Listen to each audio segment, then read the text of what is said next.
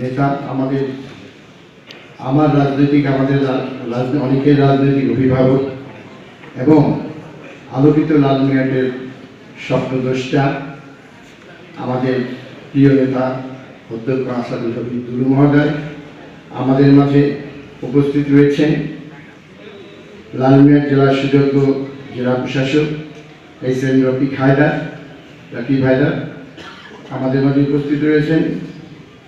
সম্মানিত police super জনাব তারিকুল ইসলাম এবং বিশেষ অতিথি হিসেবে উপস্থিত রয়েছে আমাদের মাঝে অতিরিক্ত জেলা প্রশাসক জনাব মাহবুবুর রহমান, বিভিন্ন পর্যায়ের রাজনৈতিক নেতৃবৃন্দ আমাদের মাঝে বিশেষভাবে উপস্থিত রয়েছে। আজকে বাংলাদেশ লোক প্রশাসন প্রশিক্ষণ একাডেমির সম্মানিত 14 জন বিভিন্ন ক্যাডারের কর্মকর্তাবৃন্দ, আমার সিনিয়র এবং জুনিয়র সহকর্মী আইনজীবীবৃন্দ, সকলকে আসসালামু আলাইকুম ওয়া রাহমাতুল্লাহি ওয়া বারাকাতুহু।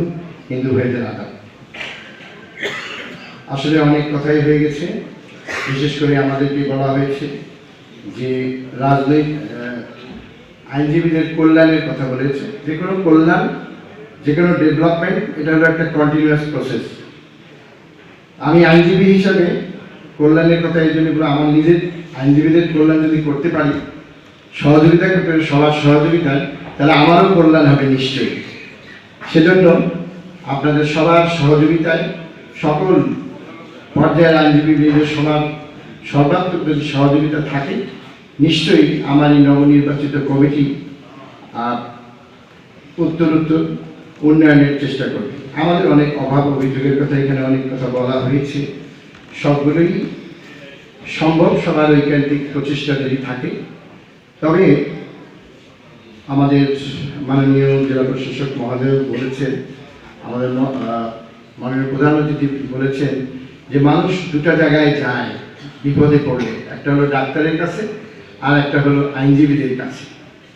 আমি যখন আইনজীবী হিসেবে যতটুকু উপলব্ধি করি, সেটুকু আমি মনে করি প্রত্যেকটা ফাইলের মধ্যে, প্রত্যেকটা মামলার নথির মধ্যে কোনো না কোনো মানুষের একটা কান্না জড়িত থাকে। আমি মনে করি যে কান্না শুনতে পাবে সে কখনোই সেই বিচার প্রার্থী বা সেই কান্না জড়িত মানুষের অকল্যাণ করার কোনো কিছুতে জড়িত হবে না। তো আমার আহ্বান থাকবে, সকল যারা আমাদের নবীন আইনজীবীরা আমরা রয়েছি, আমার সহকর্মী, সবার কাছে আমার অনুরোধ রাখবে সবসময়